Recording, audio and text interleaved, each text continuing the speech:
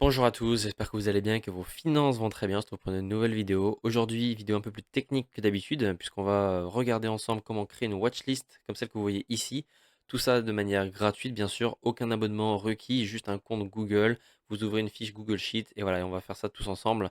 Petit rappel pour pourquoi je fais une watchlist. Tout simplement parce que j'investis de temps en temps sur des entreprises. J'arrête d'investir dans des paniers d'actions, j'investis dans des entreprises. Vous voyez sur la droite, là on est sur Finery, donc c'est là où j'ai branché tous mes portefeuilles. D'ailleurs, si vous voulez l'essayer aussi, il y a un lien de parrainage sans engagement pendant un mois, vous pouvez essayer.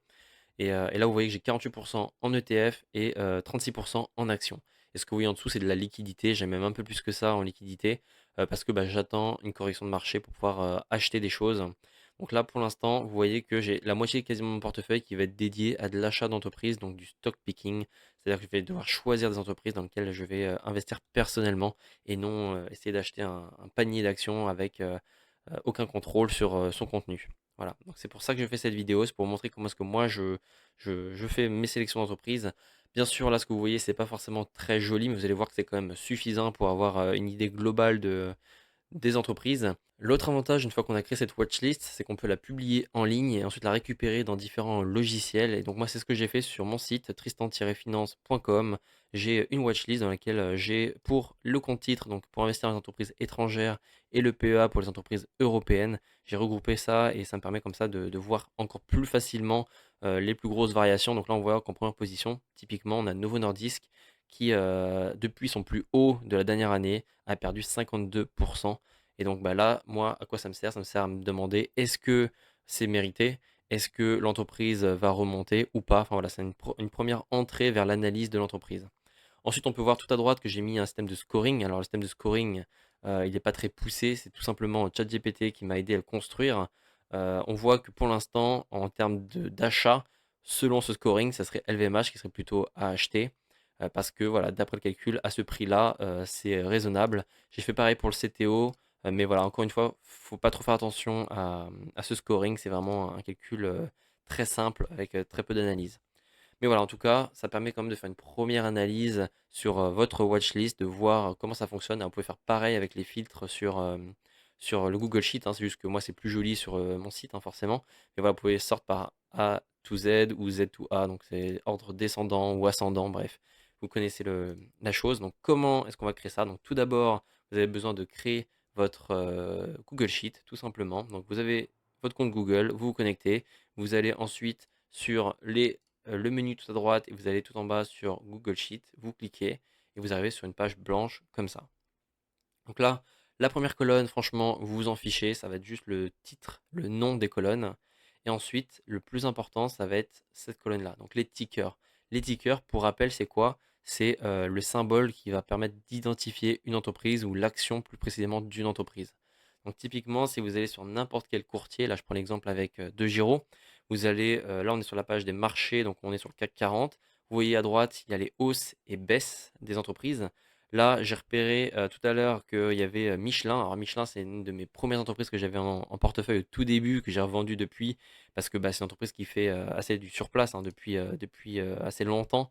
Alors si on va sur le très long terme, et là on remonte à quand même 1985, c'est énorme, mais si on remonte sur les 5 ans, on voit que c'est beaucoup trop fluctuant pour mes objectifs. Donc voilà, mais en tout cas, on peut faire l'exercice avec cette entreprise pour aujourd'hui.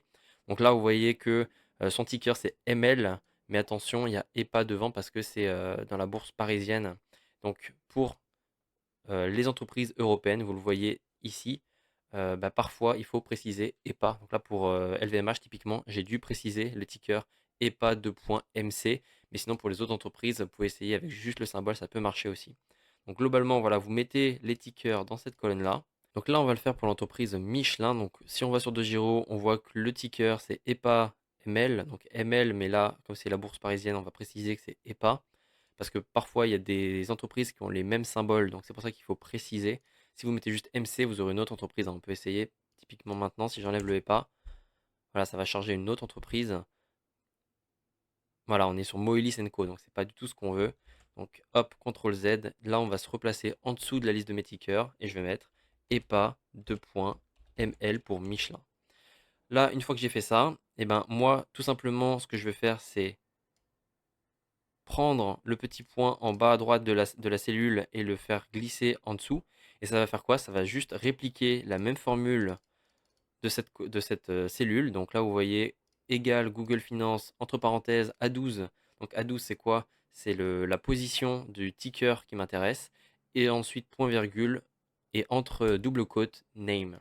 Et donc là, bah, ça va juste aller chercher sur Google Finance, c'est quoi le nom, le name de la colonne A12, donc de ce ticker GTT. Et donc là, une fois que vous l'avez fait une fois, eh ben, c'est très simple, vous avez juste à sélectionner la cellule et faire glisser comme ça en dessous le curseur pour pouvoir appliquer la formule sur la cellule du dessous. Mais Google Sheet est intelligent et du coup, il va savoir que maintenant, on n'est pas intéressé par la A12, mais par la A13. Et ça va être ça pour chacune de ces colonnes. Donc c'est pour ça que je vous dis, vous le faites une fois et après, c'est fini. Donc là, on voit bien qu'on est sur le nom de l'entreprise Michelin. Alors, ils ont changé de nom il n'y a pas longtemps. Maintenant, c'est un truc pas très compréhensible. Mais c'est bien ça. Compagnie Générale. Là, vous voyez le vrai nom en entier des établissements Michelin SCA. Des établissements Michelin SCA. Donc, on est bien là. Donc là, ça va être la même chose pour chacune de ces colonnes. Alors, je vais vous montrer les formules une à une. Donc là, sur la colonne d'après, c'est le market cap. Donc, le market cap, comment il se calcule? Vous regardez combien d'actions. Il y en a 100. Par exemple, l'entreprise a divisé sa société en 100 actions. Une action coûte 10 euros. Et bien, vous faites 100 fois 10. Donc, ça fait 1000 euros. Donc, au total, la capitalisation est de 1000 euros.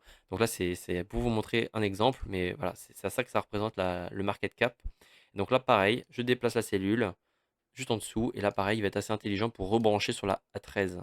Et donc là, on voit que le market cap de l'entreprise Michelin est de 23 millions d'euros.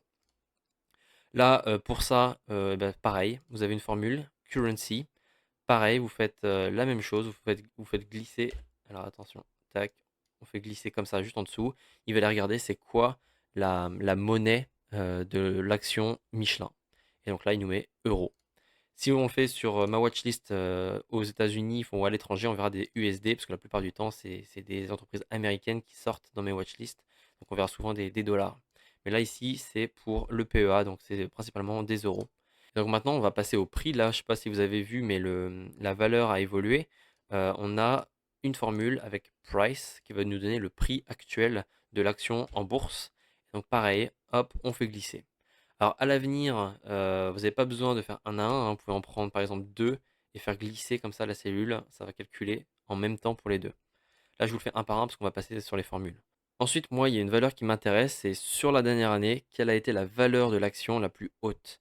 Et donc là, vous voyez que pour Gaz Transport et Technigaz, c'était 170 dollars. D'ailleurs, faites pas attention, c'est du dollar, non, c'est des euros. Vous pouvez tout simplement changer la monnaie ici en cliquant sur le euro. Voilà, 170 euros. Et là, on va faire pareil pour Michelin. Donc tout simplement, je récupère la cellule qui a la formule et je fais glisser juste en dessous. Ça s'appelle le high 52, donc c'est pour les 52 dernières semaines, quel a été le plus high, donc le plus haut. Et là, on voit que pour Michelin, c'était 37 euros. Si on continue, donc la colonne d'après, c'est plus haut. En fait, c'est quoi? Ça va être la variation entre le prix le plus haut de l'entreprise de la dernière année comparé au prix actuel. Donc c'est pour savoir si l'entreprise a bien baissé, est-ce que c'est un bon moment pour rentrer ou pas. Alors c'est pas suffisant bien sûr, mais en tout cas c'est un premier indicateur. Là on peut voir qu'en vert on a Novo Nordisk et c'est normal parce qu'elle a perdu 50% par rapport à son plus haut. Vous pouvez le voir dans le graphique juste à côté. On a quasiment perdu 50, on a perdu plus de 50% de sa valeur par rapport à son plus haut. Et donc bah, voilà, c'est le moment de se poser, de réfléchir, est-ce que c'est mérité ou pas, ou est-ce que justement c'est plutôt le moment de rentrer dans l'entreprise. Voilà, c'est à ça que ça me sert. Alors pour le faire, tout simplement la formule, ça va être le prix actuel divisé par le prix maximum de la dernière année moins 1. Ça va vous donner un chiffre entre 0 et 1. Et le but après, c'est de le transformer en pourcentage. Donc là, hop, vous voyez la formule tout en haut ici. Et là, vous voyez qu'il faut un formatage spécifique pour avoir une couleur rouge déjà sur le texte, mais aussi sur le pourcentage. Donc, comment moi j'ai fait? Eh ben, tout simplement, vous cliquez sur la colonne pour formater toute la colonne. Ou alors vous cliquez sur la cellule uniquement et vous faites format, number, et là vous allez en bas, custom number format. Et là, bah, je vous laisserai copier-coller si vous voulez cette formule. Ça vous permet d'avoir tout ça en pourcentage et en couleur vert ou rouge. Voilà. Donc c'est à ça que ça me sert. Et en plus de ça, eh ben, j'ai mis un code couleur sur la colonne. Donc j'ai sélectionné toute la colonne. Et là, vous faites format, conditional formatting. Et là, vous avez à droite une barre qui s'affiche avec le conditional formatting que vous voulez. Et là, vous avez la preview. Alors soit vous allez du vert au rouge, soit du rouge au vert. Vous voyez que si je mets rouge au vert, et ben, plus la variation sera faible et plus ça sera vert. Et moi, c'est pas ce que je veux, c'est l'autre chose. Donc c'est de vert à rouge. Et donc tout simplement, dans toute la liste, ça va faire une sorte de moyenne pour voir qui a le plus perdu et qui a le moins perdu. Voilà, globalement, c'est ça. Donc c'est pas très précis. Ça va dépendre beaucoup de la liste que vous avez, les couleurs. Mais voilà, globalement, moi, comme j'en ai mis environ 12, et ben ça me permet quand même d'avoir une vision assez intéressante sur voilà, les différentes variations de chacune. Si c'est blanc, bah, c'est qu'on est dans la moyenne. Si on est dans le vert, c'est qu'on est vraiment sur une grosse variation. Et en rouge, c'est qu'on est sur une faible variation par rapport au prix le plus haut. Et donc là, tout simplement pour Michelin, et ben, on est en blanc parce que vous voyez que 13,49%, on n'est pas loin de la moyenne de toute cette colonne. Et donc, bon, bah, c'est pas une très grosse variation, mais c'est quand même une variation. Donc voilà, ça peut poser question. On continue avec le PE ratio. Donc là, c'est une valeur qui permet de savoir si l'entreprise est surévaluée ou pas. Alors, faut faire attention parce qu'en fonction du secteur de l'entreprise, les PE sont différents. Donc là, moi, j'ai fait pareil, un filtre en mode je fais la moyenne, je regarde lesquels sont le plus haut, le plus bas, mais c'est pas très correct. Il faudrait regarder par rapport au secteur. Alors ça, je l'ai fait sur mon site par rapport au secteur, mais je ne l'ai pas fait sur Google Sheet. Donc ça, c'est un peu l'une des faiblesses de cette watchlist. C'est que pour l'instant, j'ai juste voilà, le pi, j'ai un code couleur aussi en fonction de la variation, mais par rapport à la colonne. Donc c'est pas très précis. Au lieu d'être par rapport au secteur, c'est par rapport à la colonne. Donc là, vous voyez que typiquement, là, l'entreprise SAP serait trop chère. Et là, on peut le voir notamment avec la courbe, on est sur les plus hauts de l'entreprise, donc il y a beaucoup d'engouement sur l'action. Donc ça veut dire que potentiellement, si vous l'achetez maintenant, vous l'acheterez trop cher. Donc c'est à ça que ça me sert, cette colonne. Et je pense que c'est assez intéressant quand même. Donc comment on l'a fait? Tout simplement, la formule que vous connaissez, avec par contre, j'ai mis round devant pour arrondir le nombre, parce que avoir les virgules, je trouve ça pas très joli. Je préfère arrondir, c'est plus clair. Et donc on fait round et entre parenthèses du coup la formule Google Finance entre parenthèses. A3 donc pour moi c'est le ticker pour cette cellule et PE entre côtes. Donc là on va le faire pour Michelin tout simplement. Hop, je copie la formule, je glisse en dessous. Et là on voit que pour l'instant l'entreprise Michelin est à un PE de 12. Alors d'ailleurs il faudrait le comparer à son industrie pour être plus clair sur l'intérêt d'acheter maintenant ou pas.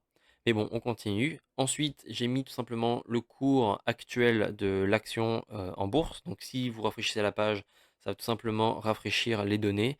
Même si vous ne rafraîchissez pas, ça se met à jour aussi, mais je crois que c'est peut-être toutes les 5 minutes. Donc voilà, si vous voulez une donnée plus récente, vous juste rechargez la page. Et ça va recalculer, ça va rechercher sur l'API de Google Finance. Voilà, c'est quoi le pourcentage de changement. Moi, j'ai divisé par 100. Pareil, j'ai fait un formatage, etc. Pour avoir voilà, tout ça en rouge ou en vert si c'est en positif. Je vous montre le formatting, ça peut être intéressant pour vous. Donc tout simplement, vous allez dans Nombre, Custom Number Format. Voilà, je vous laisse copier-coller si ça vous intéresse. Faire pause. Et on continue. Donc pour Michelin, aujourd'hui, son action est-elle en hausse ou en baisse? Eh ben, elle est en hausse de plus 0,62%. Donc voilà, c'est une donnée qui est pas forcément très pertinente. Vous pouvez l'enlever si ça vous intéresse pas. Mais bon, voilà, moi je la mets quand même. Et ensuite, on passe à l'historique. Donc là, une courbe, on appelle ça une spark line. Donc c'est un peu pour voir l'historique graphique de l'action. Et donc moi, je le fais pour toutes ces entreprises-là. Ça me permet de voir est-ce que c'est une entreprise qui a gagné en valeur boursière pendant de nombreuses années. Est-ce qu'il y a eu des creux, est-ce qu'il y a eu des crises, etc. Donc voilà, c'est plus pour une vision sur le long terme. Là, j'ai mis 10 ans. Alors comment vous faites 10 ans? Vous voyez la formule tout en haut. On fait égal Sparkline et là, on met Google Finance. Google Finance, on met quoi? On met le ticker, point virgule, le prix, point virgule, et là, on va mettre la période. Donc ça veut dire aujourd'hui, moins 10 ans. Donc aujourd'hui, moins 365 fois 10, point virgule, et là, c'est la date du jour, today. Voilà.